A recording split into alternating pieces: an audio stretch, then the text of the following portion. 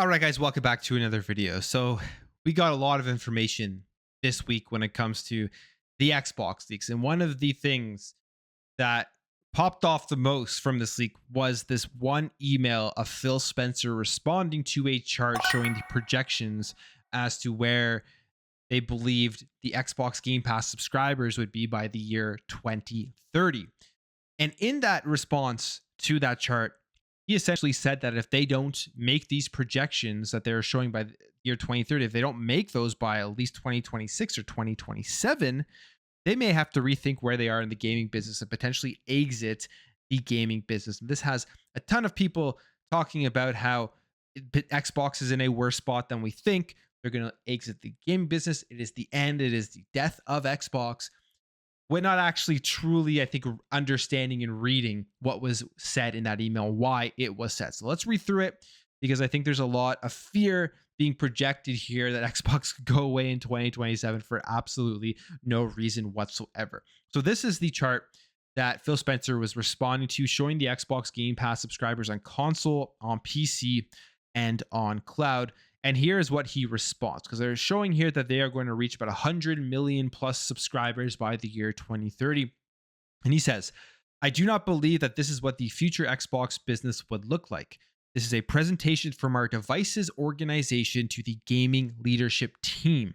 So this is the view from the team that is chartered with building our hardware on what the future business would look like. And right there, that first paragraph, there's a lot of context there.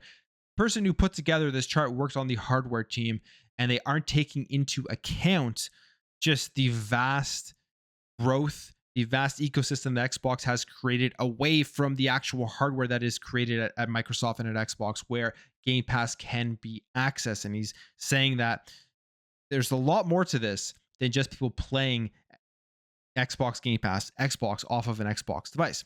Says, I can fairly safely say that if we do not make more progress than this off of console, we would exit the gaming business. If this were the outcome, we would. I don't believe we'd still be in the business. A majority of our customers are found off of our own hardware. I would hope by earlier than 2030. So when you ask me if I agreed with this chart that the light green and blue, depending on what colors you see there, would have to be much larger, much earlier, I would say by fiscal year 26, 27, that we should be in that position, or we'd have to make a different decision with the business. And that's the quote. That is the main thing people are focusing on here. Exiting the gaming business, and by 26, 27, if they don't reach their goals, they are going to be out. And the reason why I say there's, I think, nothing to worry about here. In fact, I think this is more of a positive thing. I know maybe people are thinking I'm spinning this, but I think this is a positive email from Phil Spencer.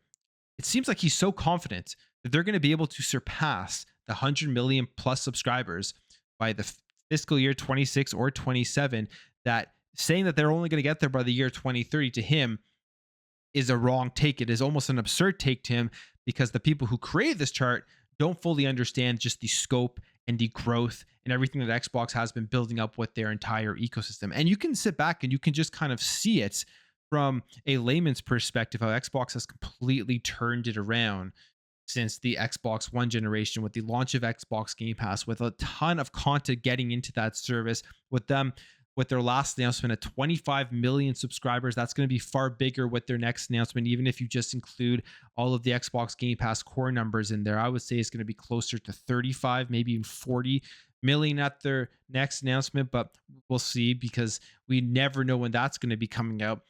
And you think about all of the mergers and acquisitions that they have participated in, or at least the two big ones, Bethesda and Activision. There's absolutely no way that they would even be thinking about doing that type of stuff if they projected their growth to be slow. If they were looking at the current business that was Xbox and seeing how it was going, and if it was dwindling or was slowing down, I don't think they would be taking that risk to go out and spend the amount of money that they have spent on those games and on those studios. So I think this is essentially Phil Spencer here saying, we're so confident the growth is going to be huge. We're going to be able to meet these numbers, no problem, by fiscal year 26 or 27. He's saying it in a way, though, to let people kind of see that this projection is a few years off. And the other thing that is not included in here is with the growth of the mobile sector of gaming that they are trying to do, which Activision Blizzard is going to help them greatly do that. So I guess to put it simply, there's no way Xbox is leaving the gaming industry by 2027 or 2026. They're more than likely going to be able to meet the numbers that they believe they are going to meet. And they're going to continue to expand out Game Pass and expand out their subscription model. Now, I guess the other question that can be taken from this, and this can be either good or bad, depending on how you look at it or depending on how you think about this stuff. Does it also mean that they're going to continue to go out and make huge mergers and acquisitions to guarantee the growth of their business, where for the majority of big games out there, you're going to have to play it on the Xbox ecosystem, or the incentive will be there to play it on the Xbox ecosystem because it will be into Xbox Game Pass? That is the next question that I think something like this kind of leads to, because of course the mergers and acquisitions are not done from Xbox. They're not done from PlayStation. They're not done from Embracer Group. Probably after they've sold off all their fat, they'll probably try to buy up more stuff and then cut whatever the fat is. All of that is going to continue because this is kind of the shift in the industry. And we got more insight onto this as well in another email that I think this one is even more insightful. And this has to do with the state of AAA publishers. If you're always asking yourself, why are there always remakes? Why are there always remasters? Why is everything always regurgitated in the gaming industry? Which I've always asked myself that too. We know why it's happening. And Phil Spencer gives us really good insight on this. So I'll just read through it. It's a little bit of a longer one, but I think it's worth reading through. It says, over the past 5 to 7 years, the AAA publishers have tried to use production scale as their moat. Very few companies can afford to spend $200 million an Activision or Take-Two spend to put titles like Call of Duty or Red Dead Redemption on the shelf. And we've talked about this in videos in the past. The cost of games are going up, and it's going to be very hard for publishers and developers to make their money back on these games, which is why the industry has to shift, which is why you're seeing PlayStation make major shifts in the way that they run their business, because it's going to be much harder for them to make back the money on creating their games if they're 200 million plus, if they're keeping games only locked to the console, why they're going to be expanding out to PC and why they're releasing their games on PC as well. He says, these AAA publishers have mostly used this production scale to keep their top franchises in the top selling games each year. The issue these publishers have run into is the same production scale and cost approach hurts their ability to create new IP. And that's why we don't see new IPs that often. That's why we're always seeing the remakes and the remasters, because it costs way too much to make a new IP and the risk is way too high that you're not going to make any money off of it. It says the hurdle rate on the new IP at these high production levels have led to risk aversion by big publishers on new IP. You've seen a rise of AAA publishers using rented IP to try and offset the risk. He says here Star Wars with EA, and even Star Wars now with Ubisoft, Spider-Man with Sony, Avatar with Ubisoft. Exactly as it's going, that's what's happening. These big, strong IPs that these major AAA publishers are trying to get because they know just the name alone. Doesn't matter if the game is terrible. Doesn't matter if it's short. It doesn't matter really how much it costs. They are going to sell these games with these strong IPs no matter what. And it's going to be much easier to get the return back on the investment.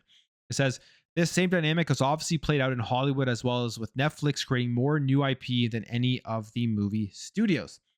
And specific reference there to subscription service. Specifically, the AAA game publishers started from a position of strength driven from physical retail, have failed to create any real platform effect for themselves.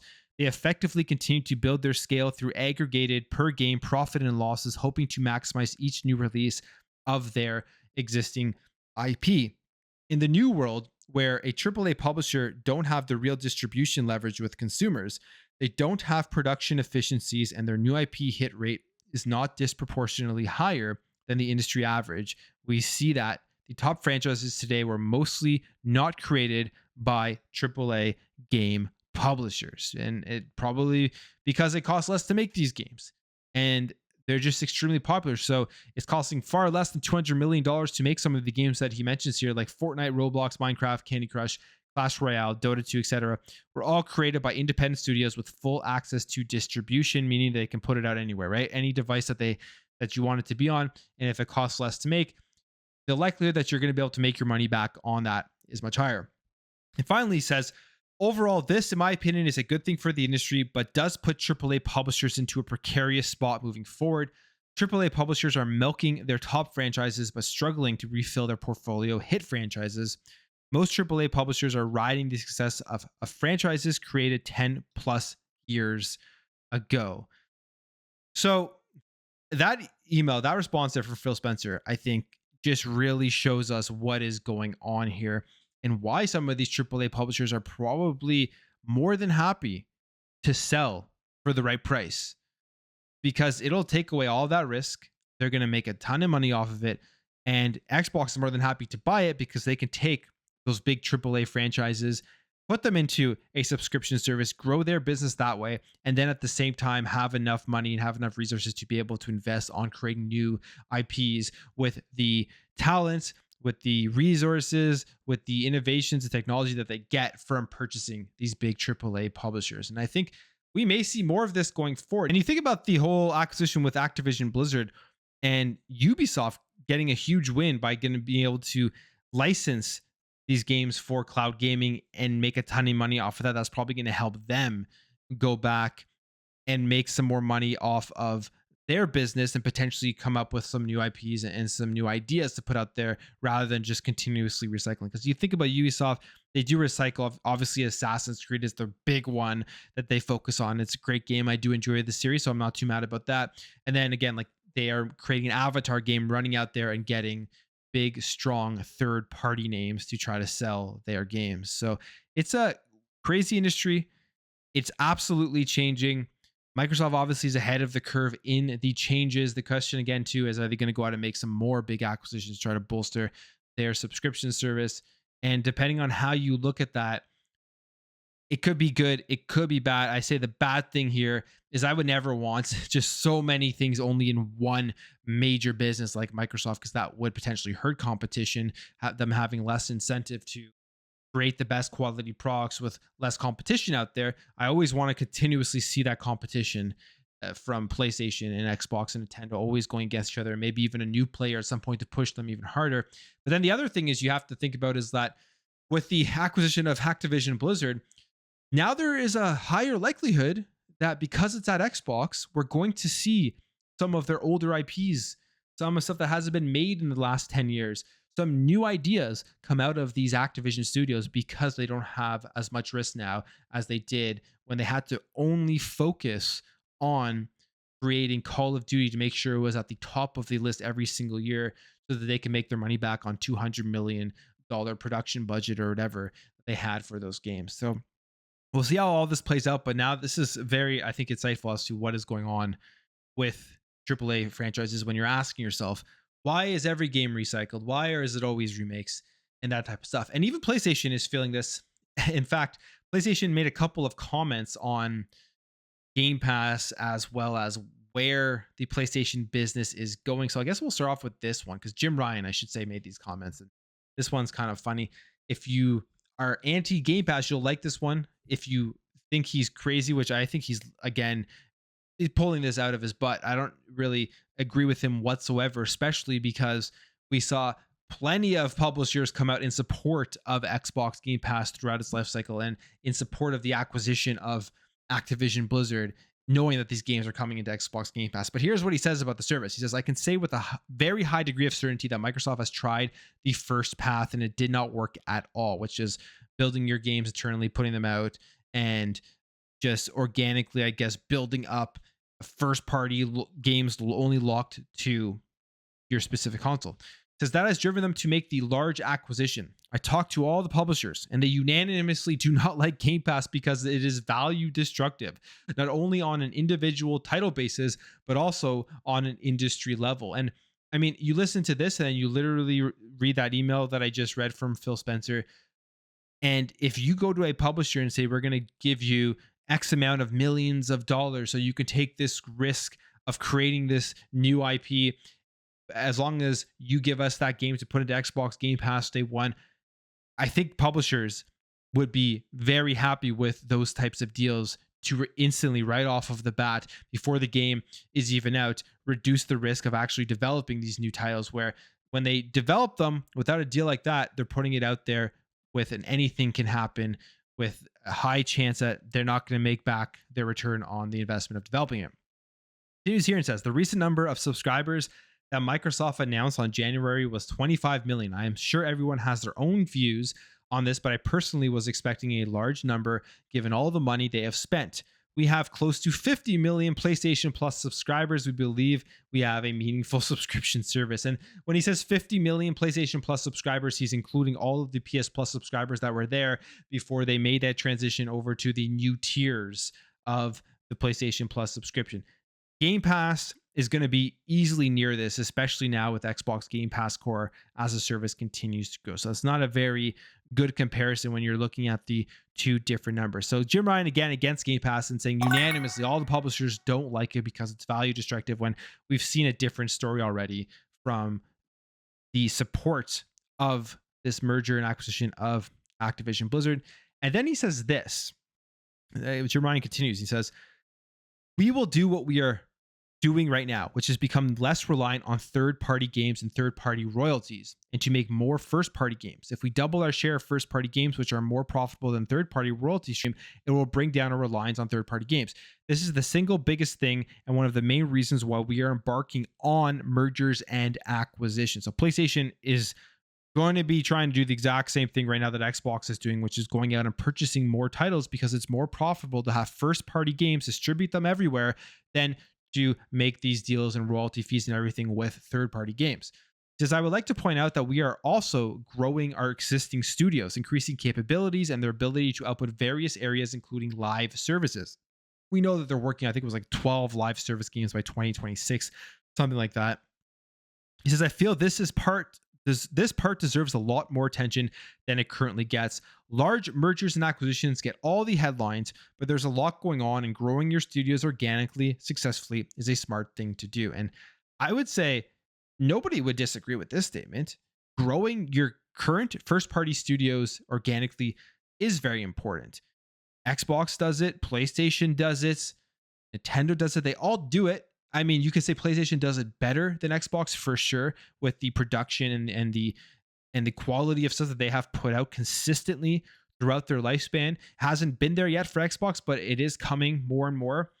But he adds that in after saying they are going to go along the lines of what Xbox is doing and continue to make some more mergers and acquisitions. So this generation has been crazy. It's been absolutely insane. I can't remember the last time it's been this wild in the huge shift in the industry. It's really been the same for multiple generations, and then the Series X and the PS5 changed everything with the acquisitions, with the subscription, with the cloud, and that's going to be the future. It will be very interesting to keep your eye on what is next for PlayStation in terms of an acquisition, and as well what is next for Xbox, because there are more coming down the line. It's just a matter of time. But I'm going to end the video there, guys. If you did enjoy this video, hit that thumbs up. If you are new here, hit that subscribe, and I'll catch you guys in the next video.